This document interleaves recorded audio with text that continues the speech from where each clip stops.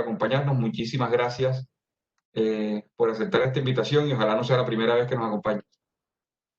No, más bien, muchas gracias Ramón por la invitación y por supuesto cuenta con Siemens y conmigo para participar de forma activa dentro de esta transformación energética donde efectivamente, como tú mencionabas, pues por suerte tengo la responsabilidad de pertenecer a- al sector de Siemens donde estamos participando en buena parte del sector. Eh, de transformación energética. Por favor, confírmenme si se está viendo la pantalla. Sí, Estoy señor, ahí se compartiendo ve. la pantalla. Este cuadro que tengo a mano derecha se ve en la de ustedes. Lo puedo ocultar, ¿verdad? Ahí estamos viendo tan solo la presentación. Ah, ya, ok. Eh, esto tengo que quitarlo. Ok, bueno, básicamente antes de comenzar me presento, Andrés Daboín. Soy hoy en día colombo-venezolano, tengo ya más de 12 años viviendo en Colombia y en los 14 años que tengo en Siemens justamente he pasado por diferentes roles dentro de la compañía. Hoy en día estoy delante del desarrollo de negocio asociado a almacenamiento de energía en baterías, electromovilidad, proyectos solares a partir de energía solar fotovoltaica y conversores de 50 y 60 Hz para aplicaciones industriales. Y todos estos tienen un enfoque significativo para la transformación energética y seguramente, pues si Ramón me lo permite, más adelante tocaremos otros temas. Hoy en día voy a hablar en particular de la electromovilidad y justamente ver cómo esto contribuye a la transformación energética y voy a hablar de dos sectores que pienso que son los que menos se han conversado, por lo menos en el ámbito colombiano, que es como la electromovilidad asociada a buses y la electromovilidad asociada a carga pública. No hablar tanto del cargador per se, sino todo este ecosistema que está alrededor y las consideraciones que tenemos que tener para abordar este tipo de tecnología. Entonces, sin más preámbulos, voy a arrancar. Es claro que tenemos que hacer una descarbonización del sector de energía y por energía tenemos que entender no solamente energía eléctrica, sino también energía para el transporte. Estamos viendo que el crecimiento de las ciudades y las personas dentro de estas ciudades están llegando a escenas como la que estamos viendo acá en esta foto, donde el grado de contaminación cada vez es mucho mayor. Y en ese sentido, una de las primeras cosas que para mí es relevante traer a la mesa es esta gráfica. em, Estas son unas gráficas desarrolladas por Olade, donde se muestra lo que se llama un diagrama Sankey, que muestra a mano izquierda las fuentes de energía y, y por fuentes de energía no solamente entendemos energía eléctrica, sino también está el carbón, está el petróleo, está el gas natural, y a mano derecha el uso final de la energía, donde vemos ahí el transporte, la industria residencial, comercio, etcétera, ¿no? Esta gráfica en particular que les estoy poniendo enfrente es la gráfica de Latinoamérica y Caribe, donde estamos viendo que hay una gran participación, en particular del petróleo, con un 30%, que termina principalmente en el uso del transporte con un 38% de participación a nivel de consumo. Es decir, tenemos un 30% de petróleo, también hay una participación de gas, como lo ven ahí a mano izquierda, que llega hasta el uso final en un 38% de petróleo, de transporte, perdón. Si bien nosotros hablamos de que Colombia es un país netamente hidráulico, esta es una visión sesgada. Y esta es una visión sesgada porque a nivel energético, la realidad es que el sector hidráulico no tiene la importancia tan grande como sí la tiene en la matriz eléctrica. Voy a mostrar la misma gráfica, pero para el escenario Colombia. Estas son gráficas nuevamente de OLADE a corte del 2018. Esta que tienen enfrente en este momento es la gráfica de Colombia. Y fíjense dónde está terminando estando la generación hidráulica.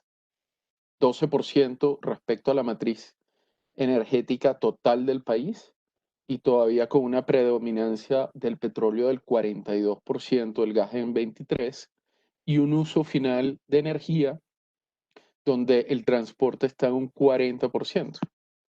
Cuando nosotros vemos este escenario, justamente empezamos a ver cómo las nuevas tecnologías, o mejor dicho, no necesariamente tan nuevas, pero nuevas para el país, que corresponden a la energía solar, por poner un ejemplo, como reemplazo de la fuente de petróleo. El transporte siendo reemplazado, combustión interna, por vehículos eléctricos, y en el medio un sistema de baterías que permita el balance y el acople entre la generación, ejemplo, solar, y el uso final de energía, por ejemplo, transporte, que típicamente se cargará de noche, vemos cómo acá calza perfectamente la propuesta de energía solar, baterías y electromovilidad como medio para la transformación de la matriz energética del país. Y esto es justamente la razón por la cual estas tecnologías están teniendo tanto impacto y tanto crecimiento. Hablando de electromovilidad, diferentes fuentes de información hay disponibles, pero el crecimiento de los vehículos eléctricos es una realidad, va a pasos agigantados y esperamos que para el 2040 haya una participación significativa de vehículos eléctricos a nivel mundial. Ya hay varios escenarios, países que han dado un salto adelante y tienen participaciones importantes de hasta el 80% de vehículos eléctricos ya rodando en sus países. Colombia es uno de los países de mayor impacto y de mayor trascendencia en Latinoamérica. Justamente tenemos ya vehículos eléctricos a nivel de autos, tenemos vehículos eléctricos a nivel de buses ya rodando en el país. Quiero hacer un pequeño break acá y contarles un poco de qué tenemos a nivel de Siemens en la parte de electromovilidad y por qué somos un referente en este sector. Uno de los equipos más sencillos que tenemos y que ya en el país están varios instalados es el PersiCharge, que es el cargador para uso residencial. Es un cargador que arranca desde 3.2 kilovatios y que llega hasta 22 kilovatios en en la generación 3. Esta que estamos viendo es la generación 3. Después de esto, pienso que uno de los puntos a lo mejor no tan conocidos es que en Siemens tenemos el sistema de tracción para vehículos eléctricos de gran potencia. Estamos hablando de los motores eléctricos, el sistema, entre comillas, variador de velocidad que comanda el motor y que a través de la unidad, el cerebro del vehículo eléctrico, podemos gestionar todo el sistema. Esto es parte del portafolio y los elementos que tenemos dentro de Siemens. Esa configuración que ahorita les mostré a nivel de bus, la tenemos para buses y para elementos de gran potencia a nivel de vehículos eléctricos, como terminan siendo los grandes camiones que se usan en las mineras. También tenemos lo que es la infraestructura de carga para los vehículos eléctricos en sus diferentes escenarios, bien sean cargas residenciales como el que ya vimos o cargas para depósitos de buses como un poco lo que les estoy mostrando acá. Y de las cosas más interesantes a nivel de toda la infraestructura que tienen detrás también tenemos la capacidad de hacer highways o autopistas eléctricas a través de catenarias. Todo esto es parte del portafolio que tenemos de Siemens especializado para la parte de electromovilidad, que junto con la infraestructura eléctrica tradicional nos convierte en uno de los players más importantes porque tenemos la cadena completa de proveeduría y tecnología asociada. Y esto lo hemos ido desarrollando, no es algo reciente. Siemens tiene muchos proyectos instalados a nivel mundial en diferentes escenarios y contextos. Entonces, realmente somos un referente en el sector de electromovilidad. Y justamente, pues voy a empezar a contarles un poco. Hoy vamos a hablar específicamente de lo que corresponde a la infraestructura de carga estacionaria para la movilidad eléctrica. No me voy a meter con las highways, no me voy a meter con la parte de tracción para vehículos eléctricos. Vamos a hablar de los depósitos de buses y vamos a hablar de lo que es las estaciones de carga públicas para vehículos particulares, y también vamos a hablar un poco de lo que es la gestión y los software que comandan y gestionan todos estos elementos de la infraestructura eléctrica. Entonces, como les comentaba al principio, el primer punto, y creo que no es tan pública la información asociada a qué está pasando a nivel de los parqueaderos o depósitos de buses, voy a entrar en este ámbito. Como les mencionaba, vamos a hablar específicamente sobre la infraestructura de carga estacionaria. Aquí vemos varios ejemplos de cómo funciona esta infraestructura. Tenemos cargadores que tienen mangueras y que llegan hasta el bus.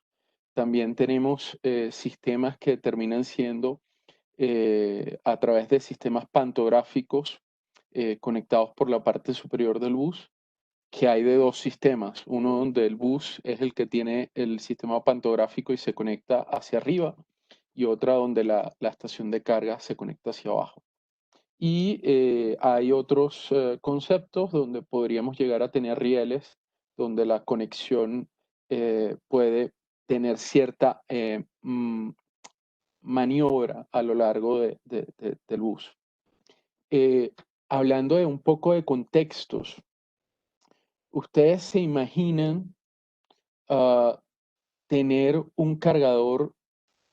Digamos, los cargadores pantográficos tienen la versatilidad de que en unos pocos minutos de conexión logran inyectar grandes potencias a el bus. Estamos hablando de que podríamos estar llegando a inyectar hasta 800 kilovatios a esas baterías al interior del bus.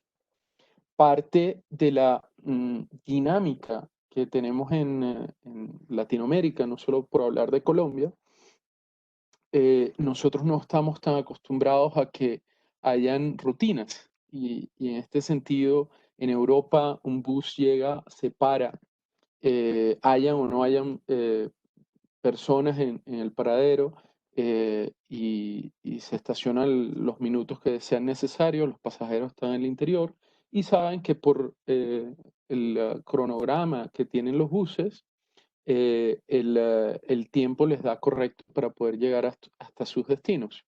En Latinoamérica tenemos una idiosincrasia y un sistema diferente de transporte donde efectivamente no tenemos tan robusto este sistema de horarios, donde los sistemas pantográficos como el que estábamos viendo, imagínense parar un bus en una estación donde no haya nadie 5 minutos. Digamos que hay unas brechas probablemente culturales donde este tipo de tecnología tendríamos que romper un poco la cultura y entender que ese bus se va a parar ahí unos minutos. Esa tecnología está disponible, la podemos implementar. Hay que entender cómo esto encaja dentro de la cultura de transporte que tenemos acá. Hoy en día, perdón, Hoy en día lo que hemos estado manejando son estaciones de carga eh, fijas y de estaciones de carga de mayor tiempo, donde estamos hablando de 4 o 5 horas, donde el bus se tiene que cargar una vez al día en la noche. Lo que son las cargas pantográficas son cargas de oportunidad y como les decía, la idea es que nos paramos en algún momento y podríamos estar cargando en cuestión de minutos buena parte del bus. Hablando de todo el entorno que tenemos para los depósitos de buses, eh, entendiendo que la demanda eléctrica de los cargadores de buses, por ejemplo, y hablemos un poquito de la historia que se ha trabajado con Transmilenio y con el mío en Cali. Eh, para que se hagan una idea, un bus requiere un cargador típicamente de 150 kilovatios. Ahora imagínense tener un depósito de buses donde llegáramos a tener 100 buses. Este número se nos eleva hasta el punto que podríamos estar hablando de 15 megas de una instalación para un depósito de buses. Entonces, dentro de los cambios estructurales que tendríamos que tener en esos depósitos, vamos a necesitar una red eléctrica lo suficientemente robusta para la inyección de esa energía. Entonces tendríamos equipos de media tensión, transformadores, celdas de baja tensión. En un segundo nivel tendríamos los dispositivos de carga, como terminan siendo los cargadores pantográficos o estacionarios de diferentes contextos. Podríamos tener estaciones de carga para vehículos de menor tamaño, como autos, para transportar al personal de operaciones de ese depósito. Y después tenemos unos servicios conexos sí, conexos a la infraestructura, donde definitivamente el tener un sistema de monitoreo y control de esas estaciones, tener la capacidad de producir parte de la energía que se usa en el sistema a través de energía solar, tener la capacidad de gestionar los picos de demanda de esos 100 buses que tenemos en ese mismo sitio a través de acumulación de energía en baterías y lograr armar todo este Lego de tal forma de que este sistema logre funcionar perfectamente. Todo esto es el contexto que tenemos alrededor de esos depósitos de buses y donde desde Siemens tenemos la capacidad y el conocimiento y los productos asociados para este entendimiento. Como les mencionaba, esta solución o este medio ambiente no solamente es el cargador, y creo que normalmente cuando hablamos de electromovilidad estamos tan enfocados en el vehículo y en el cargador que no nos damos cuenta que el impacto de la electromovilidad va a llegar incluso a que tendremos nuevos actores como consumidores de energía a nivel de media tensión. ¿Se imaginan tener un auto eléctrico en tu casa que tenga una batería de 300 kilómetros? ¿Cuánto tiempo te vas a demorar en cargarlo? Tu infraestructura eléctrica tiene la capacidad de soportar cargadores de 22 kilovatios, por ejemplo. Hay todos unos drivers, hay toda una serie de condiciones conexas a la electromovilidad que hay que considerar. Eso no prela el hecho de que eh, llega a ser, a tener cierre económico la electromovilidad hoy en día. ¿Okay? A nivel de hardware, un poco les contaba los cargadores. Tenemos cargadores que pueden ir desde 3.2 kilovatios, que serían los cargadores residenciales como el VersiCharge, hasta los cargadores C-Charge, que llegan hasta 800 kilovatios. Y estos son los cargadores que típicamente usaríamos dentro de un depósito. Yo acá voy a entrar en varios aspectos que van a impactar el diseño de nuestros depósitos, consideraciones que tenemos que tener, más allá de la ficha técnica que se las haremos llegar junto con el video de esta presentación, van a poder ver un poco las consideraciones que hay para el diseño, ¿no? Entonces, lo primero, yo les comentaba un poco lo que era la carga por oportunidad.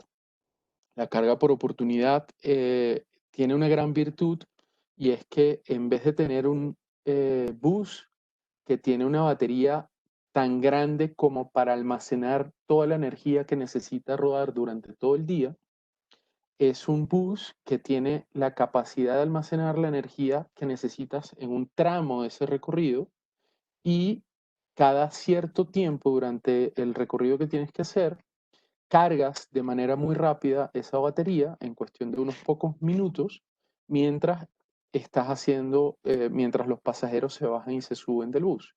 Y en ese sentido, estos componentes que les estoy mostrando acá son justamente los sistemas pantográficos a mano izquierda, donde el conector baja desde ese sistema, y a mano derecha tenemos los sistemas donde el bus levanta el sistema pantográfico y conecta en la parte superior. Estos sistemas ya los tenemos implementados en varias partes a nivel mundial, ambos sistemas, y su ventaja nuevamente es reducir o mejorar la eficiencia del bus a nivel de kilómetros recorridos por kilovatio almacenado, a razón de reducir el peso que al interior tiene que llevar el bus, nuevamente el peso asociado a las baterías. A nivel de lo que es la infraestructura de carga de mayor tiempo, y es infraestructura de carga que tendrías que tener en los depósitos de buses o los parqueaderos de buses, tenemos estas estaciones, la C-Charge, donde el conector que llega hasta el vehículo eléctrico, bien sea un camión o un bus, lo llamamos front-end, que es este equipo que estoy señalando con el mouse. Una de las grandes ventajas que tiene es que el cargador yo lo puedo llegar a tener hasta 100 metros de distancia del front-end, y del front-end hasta el vehículo tenemos una manguera que tiene un recorrido hasta de 10 metros. Ubiquémonos un momento en un depósito de buses. Pensemos en un momento en que el conductor del bus está montado en ese bus, dando retroceso para parquear al final de su jornada. Digamos que uno de los riesgos latentes dentro del depósito de buses, dadas las distancias entre bus y bus, etcétera, podría ocurrir un accidente donde el bus llegue hasta el front-end. Sin embargo, el front-end es un elemento de conectividad, no es donde está el hardware, y la ventaja de tener los cargadores hasta 100 metros es que los puedes tener en un sitio refugiado para evitar cualquier tipo de accidente, y si llegara a ocurrir algún percance, pues el reemplazo de un front-end es mucho más sencillo y menos costoso que hacer la reparación y reemplazo del cargador. Por otro punto, lo que vemos en la línea de abajo es lo que llamamos la carga secuencial. Aquí estamos viendo 3 vehículos, cada uno con un front-end diferente, conectados. El primer vehículo, que está en verde, ya terminó su carga, y cuando él termina su carga le da el paso al segundo cargador. ¿Qué significa esto? Que con un solo cargador el 100% de su carga está entregada uno a uno a los vehículos que se estén conectando a los front-end asociados. Nuevamente, ubiquémonos en un depósito de buses. El conductor llega, estaciona su vehículo, se baja y conecta y se va. Él no necesariamente sabe qué puesto en la fila de carga tiene, pero la persona que está haciendo la programación de despacho de los buses para el día siguiente, sí, a través del software hizo la gestión y programación para garantizar que cada uno de los buses, de acuerdo al orden de llegada, tenga su prioridad de carga para que el día siguiente pueda salir.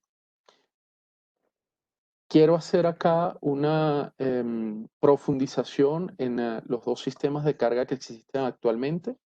Uno es la carga paralela y la otra es la carga secuencial. Voy a hablar primero de la carga paralela. Es la que estamos viendo acá. Yo tengo un cargador que tiene la capacidad de 100 kilovatios y tengo dos front-end donde en cada lado yo conecté un vehículo.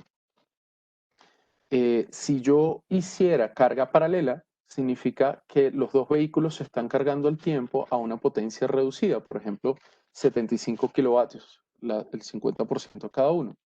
Si el tiempo para yo cargar mis vehículos en 75 kilovatios fueran 4 horas, quiere decir que los dos vehículos, después de 4 horas, estarán cargados y listos para salir.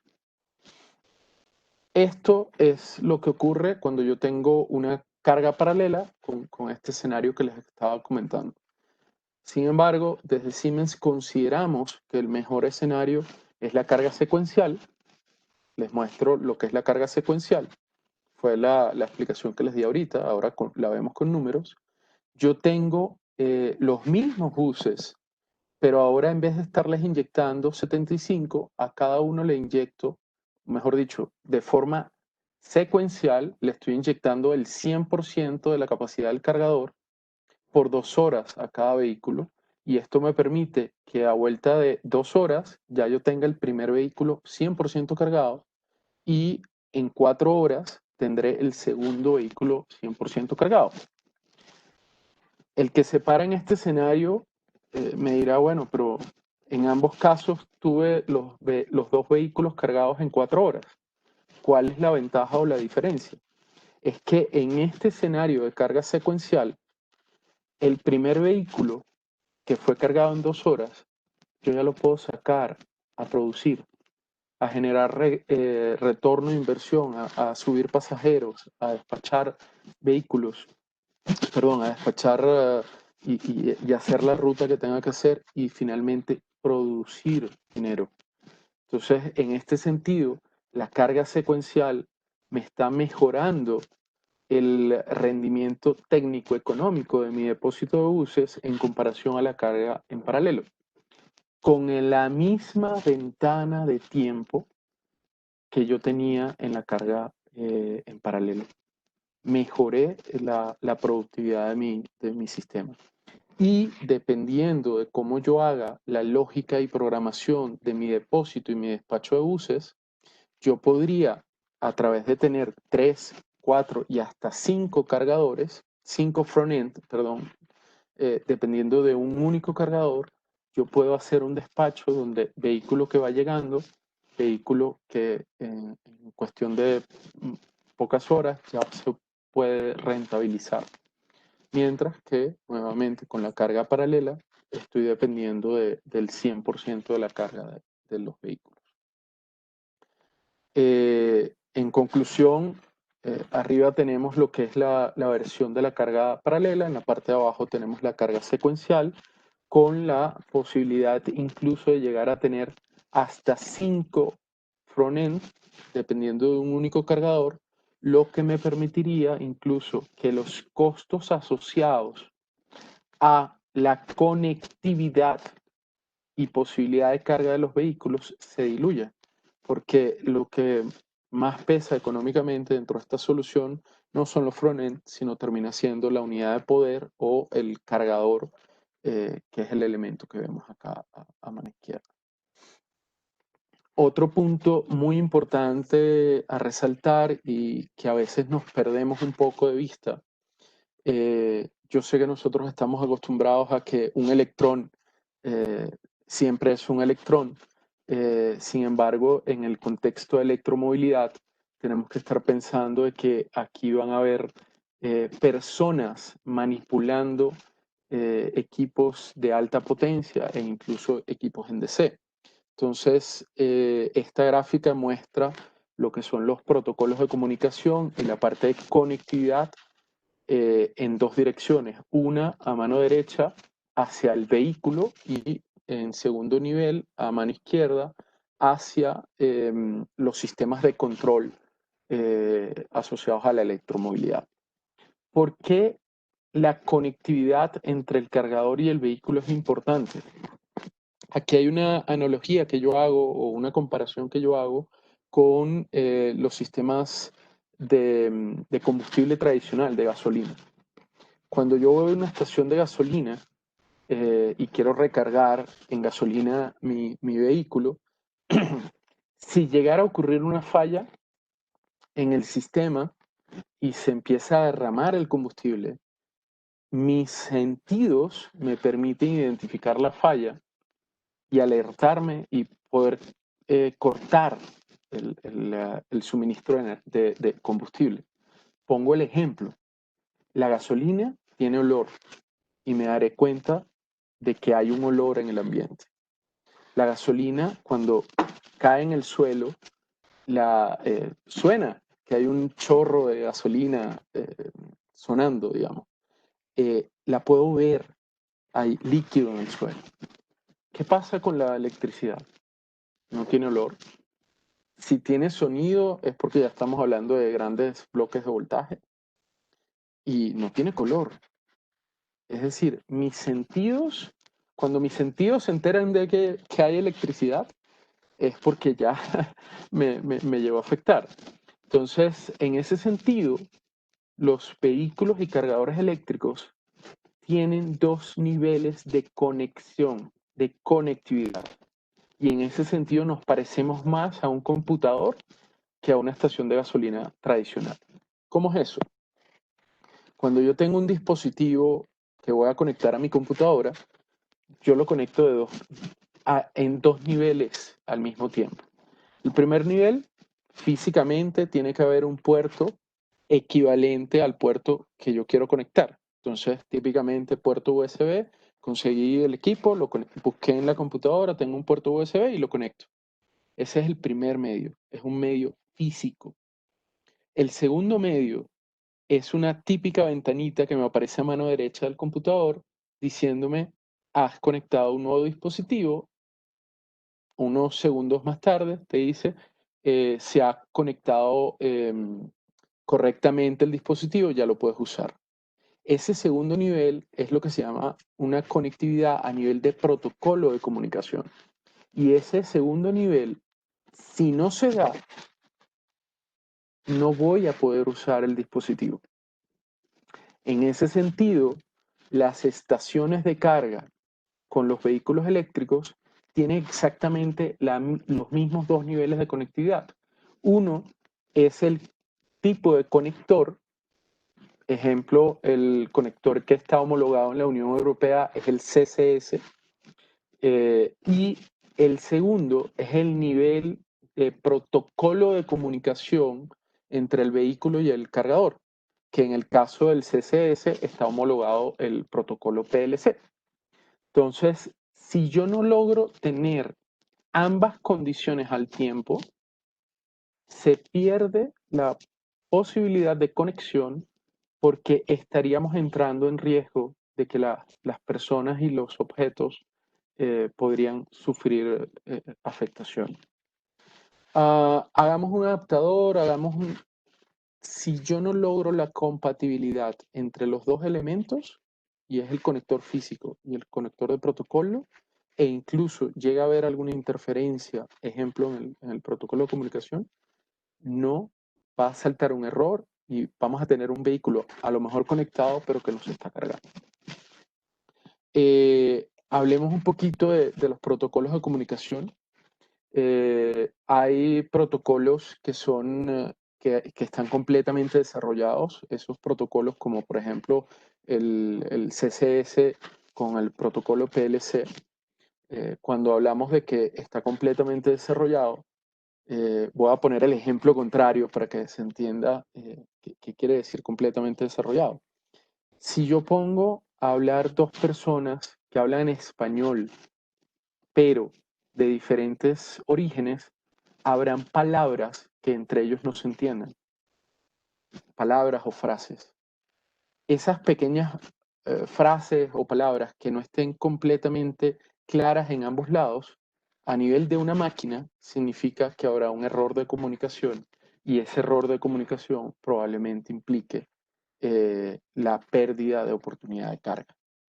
El protocolo, el tipo de conector CCS, desarrollado en la Unión Europea, homologado para la Unión Europea, ya usado en Estados Unidos y en Latinoamérica, homologado en Chile, está completamente desarrollado y no existen huecos en la comunicación. Entonces, es muy importante cuando nosotros estemos hablando de electromovilidad entender qué tipo de conector y qué tipo de protocolo estamos manejando. Típicamente, si hablamos de un protocolo CCS, estamos hablando de uno de los protocolos más robustos que hay en el mercado.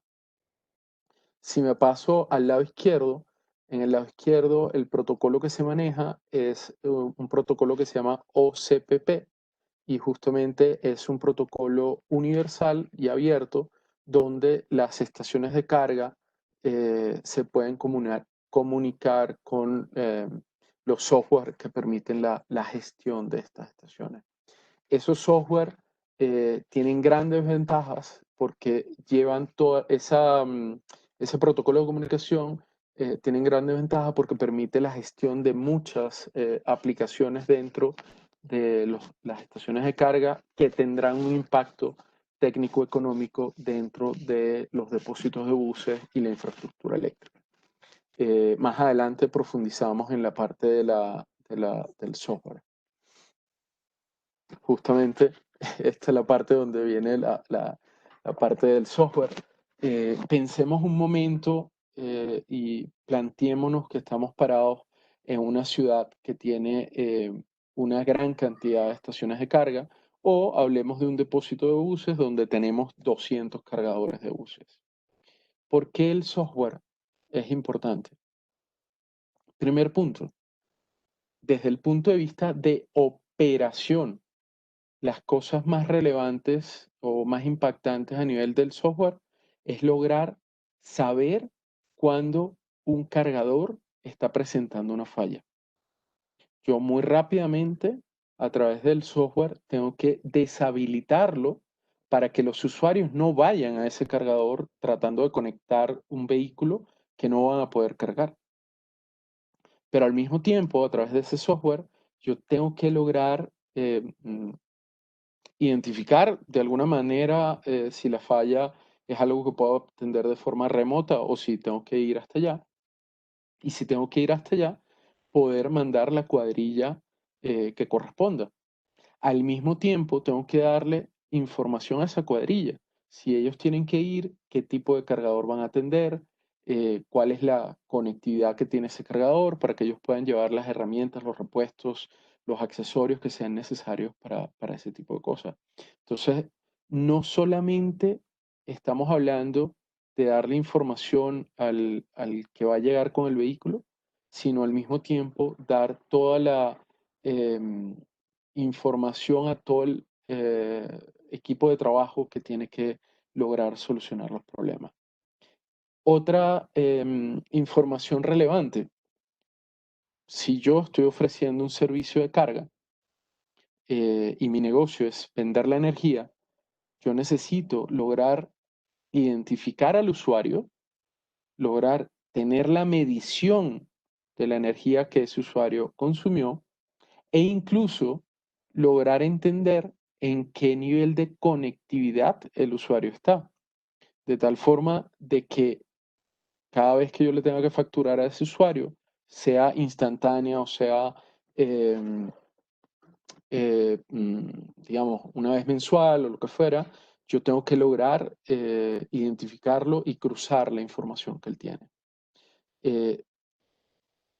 Pero ahí no termina el software. Otra de las cosas que tenemos, justamente les mencionaba el ejemplo de tener al principio un depósito de buses donde tenemos 100 cargadores. Imagínense esos 100 cargadores conectados al mismo tiempo.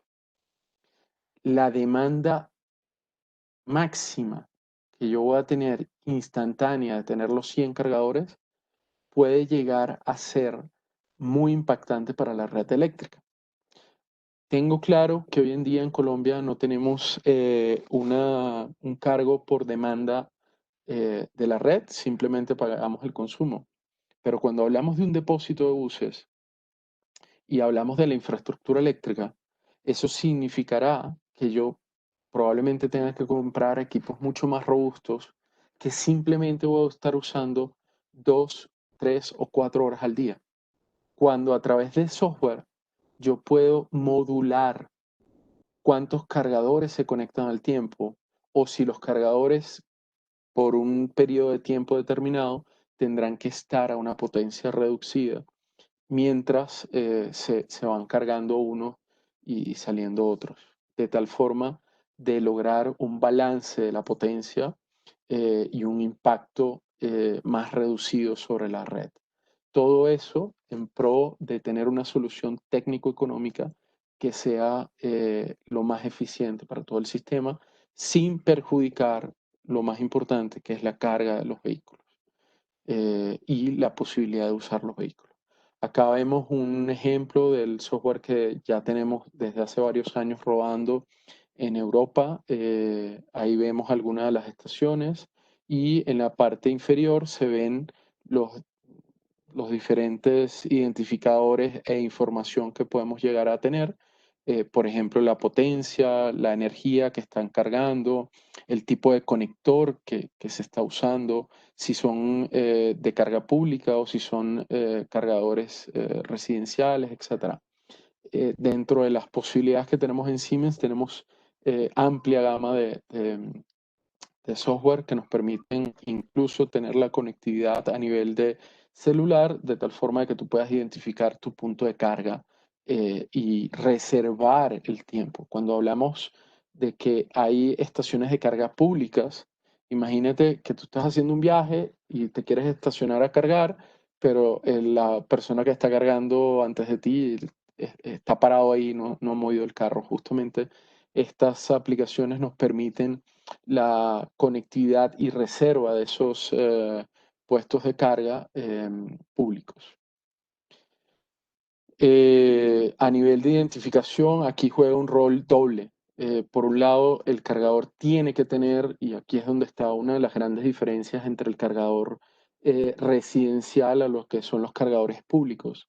Los cargadores públicos, más allá de la potencia que tengan que tener, tendrán que tener la capacidad de identificar al usuario y esa identificación podrá ser a través de un código numérico, podrá ser a través de un código QR, a través de una tarjeta, a través del mismo software, de la misma aplicación, pero esta conectividad es importante y relevante para lograr habilitar el punto y lograr identificar a la persona que está llegando a esa estación de carga. Entonces, no todos los cargadores están diseñados y dispuestos para las instalaciones públicas. Un resumen de lo que tenemos a nivel del software, como les decía, el monitoreo, resolución de problemas, gestión de demanda máxima, gestión del equipo como tal, entender qué problemas están ocurriendo y reportes y cruces de información de cara a la facturación. A nivel de carga pública, voy a hablar muy corto para pasar a la etapa de preguntas de las consideraciones que hay que tener de los equipos de carga pública. Vuelvo y digo, no todos los equipos son o están en capacidad de atender público y vamos a verlo con algunas imágenes que son muy dicientes sobre el equipo. Acá les estoy mostrando lo que es el C-Charge de 22 kilovatios. Ahí a simple vista lo vemos en diferentes ubicaciones.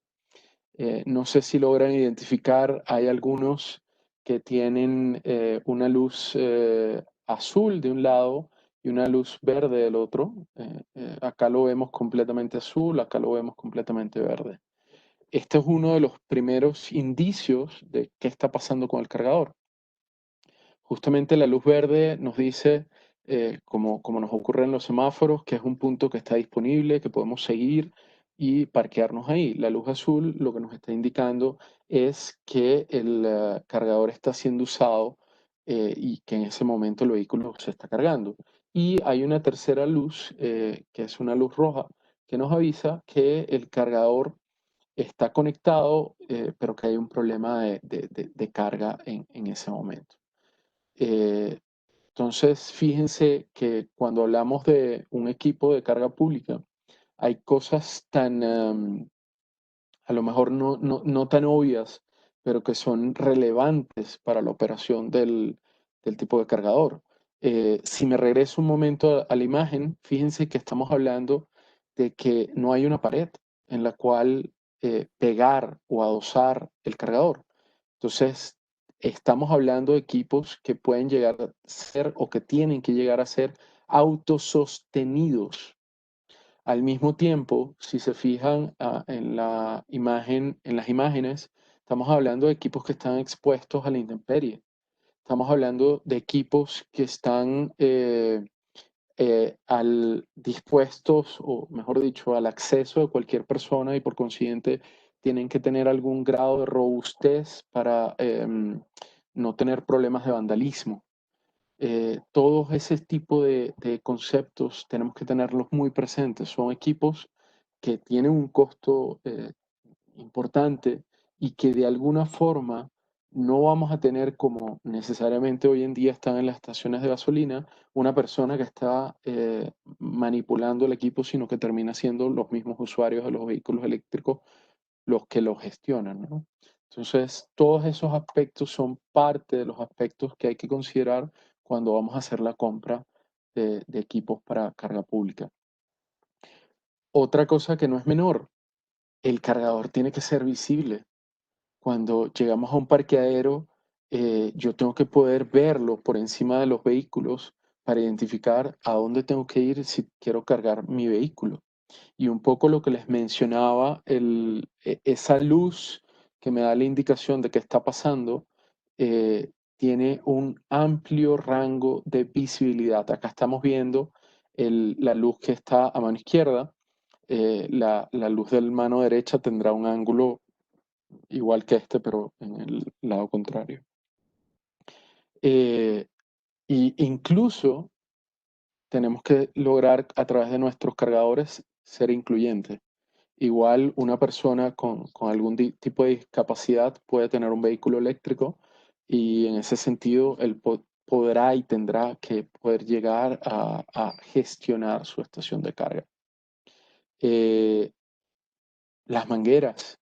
El hecho de que las mangueras vengan al equipo o que la manguera sea propiedad del usuario es parte de lo que podrá permitir o no que el equipo sea antivandalismo o no. Son nuevamente las consideraciones que tenemos que tener para cuando estamos seleccionando equipos como este.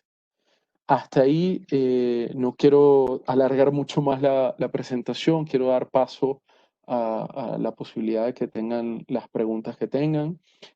Acá les dejo mis datos de contacto para si hay alguna pregunta adicional que quieran hacerme llegar por, em, por vía correo o darme una llamada.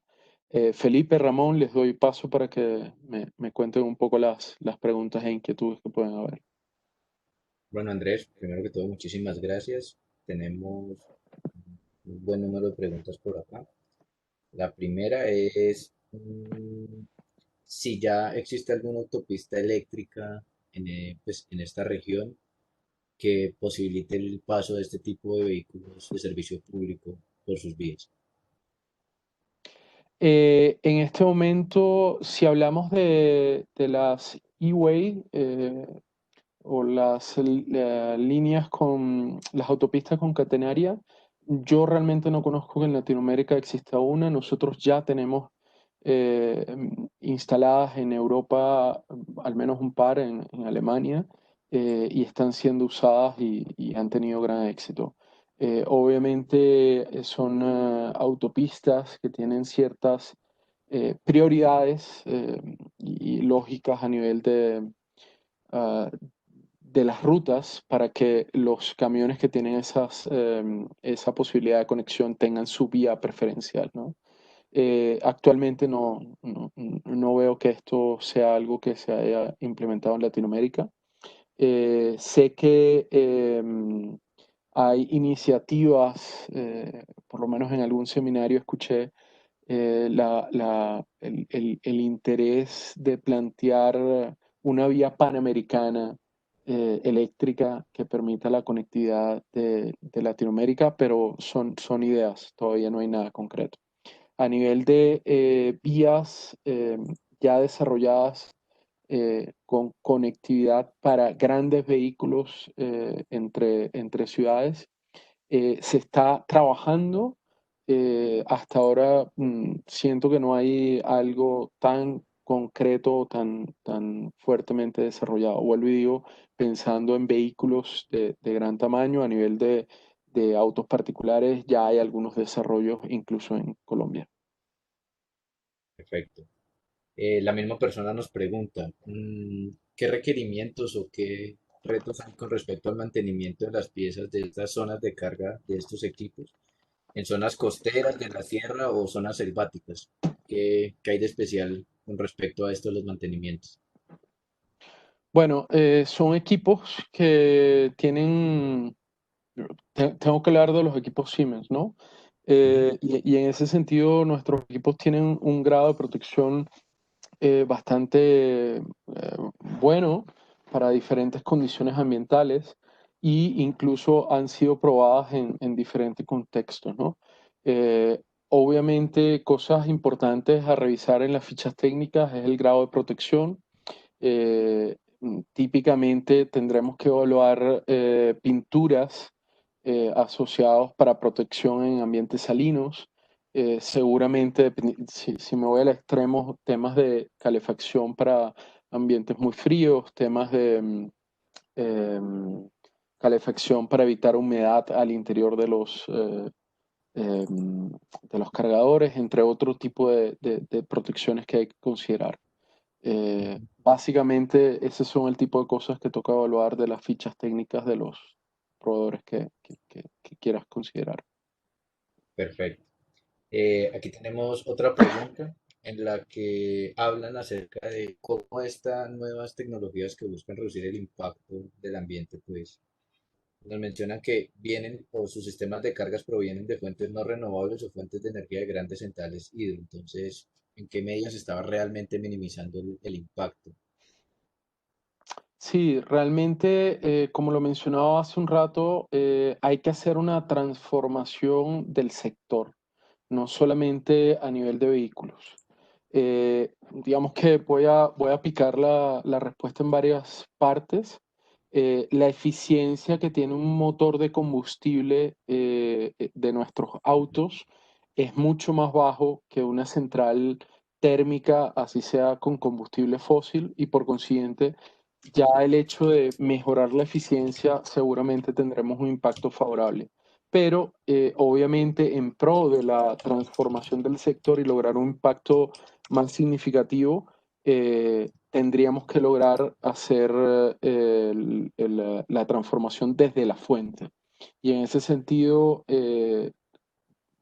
por suerte en Colombia tenemos un gran potencial eólico y solar que nos permitiría justamente lograr una mejor transformación y reduciendo el impacto, ¿no?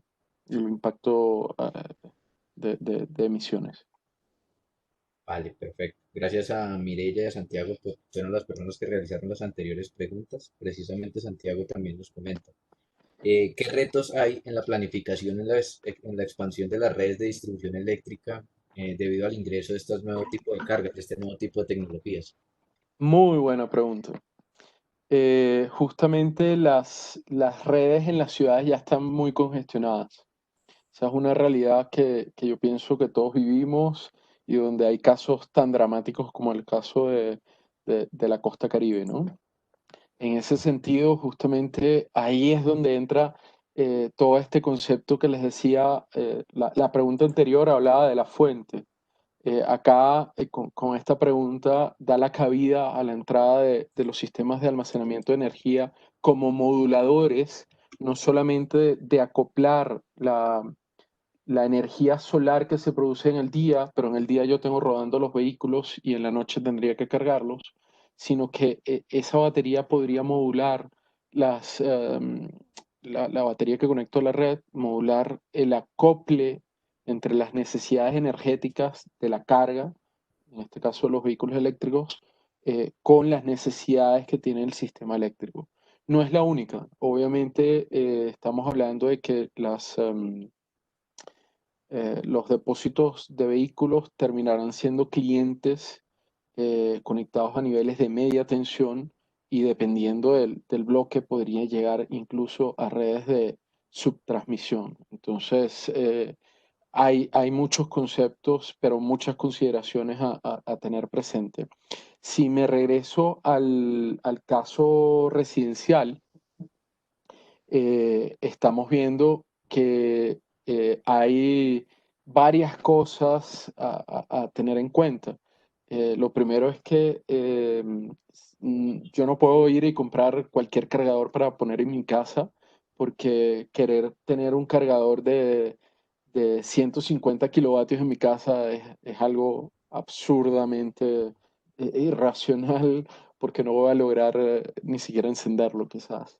Entonces, hay que hacer todo un análisis y entendimiento de la necesidad energética y entender que, por ejemplo, nosotros como mínimo estamos típicamente 6 horas en nuestras casas y que durante ese tiempo yo tengo que lograr reponer la energía que consumí, ¿no? Y bueno, ahí hay varios conceptos interesantes. eh, y consideraciones a tener, ¿no?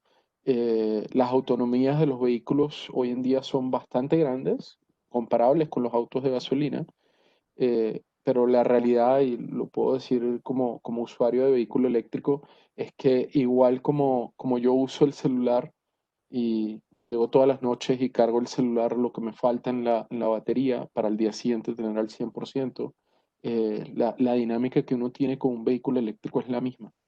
Uno está cargando el delta que gastaste durante el día. Entonces, no necesariamente necesitas tener cargadores tan potentes en tu casa. Cosa diferente si estamos hablando de trasladarme de una ciudad a otra. Felipe. Vale, perfecto, Andrés. Muchas gracias por tu respuesta.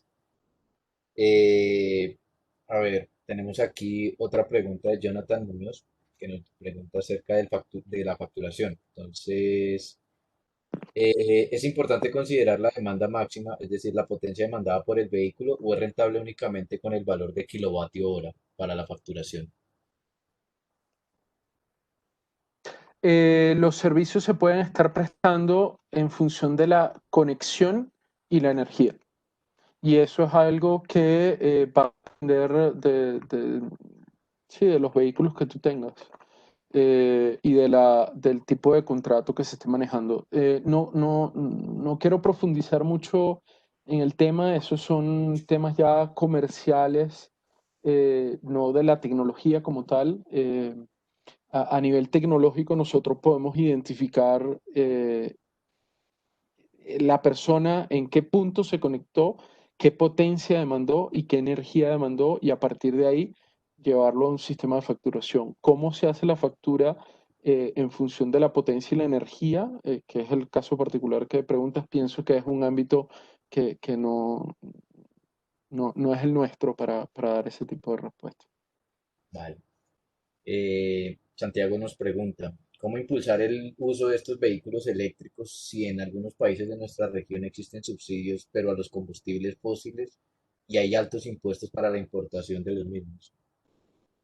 Justamente nos toca educar y en ese sentido nosotros como tecnólogos justamente participamos de diferentes seminarios y eventos para explicar cómo esta tecnología puede favorecer al país. Pongo un ejemplo, eh, caso Caso Perú, por ejemplo, que al inicio de la llamada vi que había un colega conectado desde Perú. Perú tiene subsidios a nivel del gas. El costo del transporte en gas termina siendo muy barato por el tema del subsidio. Sin embargo, también Perú, aun cuando tiene el gas como recurso propio, la gasolina la importa y también hay unos gastos importantes ahí. Hay que hacer un proceso de evangelización, no solamente con webinars como este, sino también con casos de negocio, compartir los análisis, y en ese sentido, pues es responsabilidad de nosotros también dar a conocer esta información. Yo los invito a que a través de la revista Mundo Eléctrico yo tengo varias publicaciones, entre ellas asociadas a electromovilidad, a energía solar y almacenamiento. Los invito a que las lean en Mundo Eléctrico. Algunos de los artículos están colgados también en mi LinkedIn y los invitaría a que los revisen y los difundan si consideran que es pertinente. Hay que hacer mucha evangelización y nosotros como tecnólogos somos de los primeros responsables. Perfecto, Andrés. Eh, Aquí tenemos otra pregunta de Marvin Donao, que nos saluda y nos pregunta, ¿existe algún plan de desarrollo en Colombia que garantice la carga del vehículo eléctrico cuando se haya generalizado el uso de este?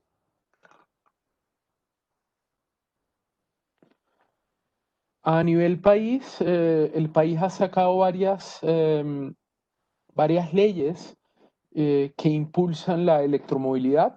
No recuerdo ahorita los números, discúlpenme, se los podríamos mandar a la persona que esté interesada, a lo mejor por correo electrónico. Ujú. Dentro de las lógicas que hay dentro del sector, o, digamos las leyes que han priorizado, hay el reemplazo de buses o de vehículos a combustión por vehículos eléctricos. Eso está colgado dentro del plan de acciones indicativas y del PROURE. eh, cómo se puede acceder a esos beneficios. Por otro lado, hay otra ley que está impulsando la transformación, donde se indica que las nuevas compras de vehículos de los grandes sistemas de transporte tienen que ir aumentando el porcentaje de vehículos eléctricos dentro de las flotas. No recuerdo ahorita los porcentajes año por año, pero son porcentajes significativos y eso ha hecho que, ejemplo, Transmilenio, el mío, hayan hecho las transformaciones que han ocurrido. Y a nivel de vehículos eléctricos particulares, esas leyes pusieron unas cuotas definidas en las ciudades importantes a nivel nacional de cuántos cargadores de 50 kilovatios, si no me falla la memoria, tienen que haber en cada una de las ciudades como requisito indispensable. Entonces, han habido varios pasos importantes. No necesariamente son los únicos pasos que hay que dar, pero Colombia está impulsando ya la transformación a través de varias leyes que se han decretado. Vale. Muchas gracias a Marvin por la pregunta. Aquí Humberto nos pregunta, ¿se ha comparado el tiempo de recarga con los vehículos de hidrógeno y el costo del mismo? Sí, bueno, hay mucha literatura al respecto. Yo voy a hacer ahí una comparación que pienso es bastante significativo. Hoy en día electricidad hay en todo el país, o digamos, hay muchos puntos de conexión a nivel nacional.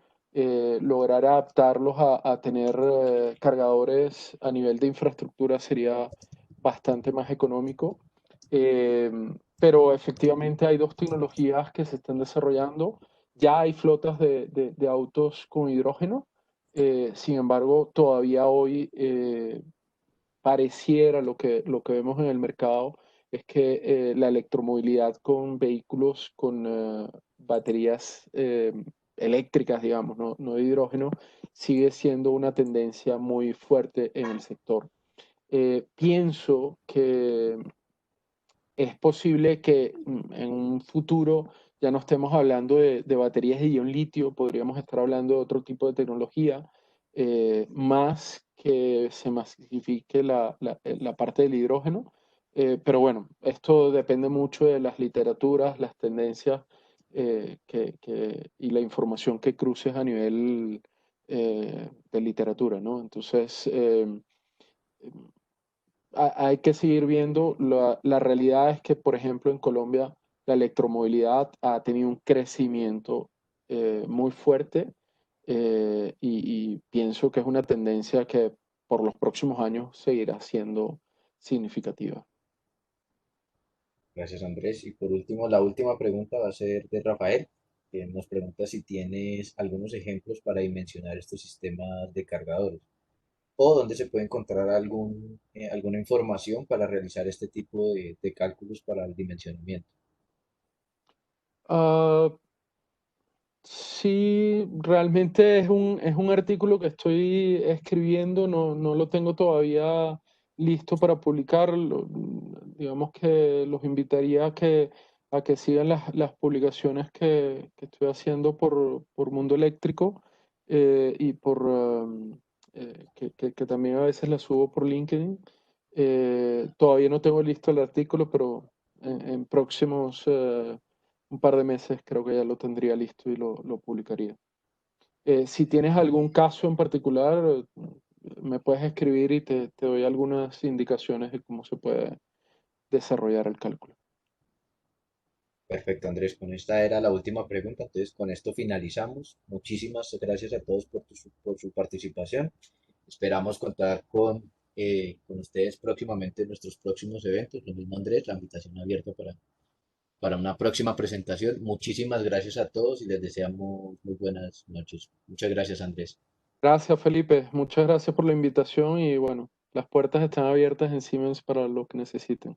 Muchas gracias. Feliz Muchísimas noche. gracias. Hasta Síganse luego. cuidando. Gracias.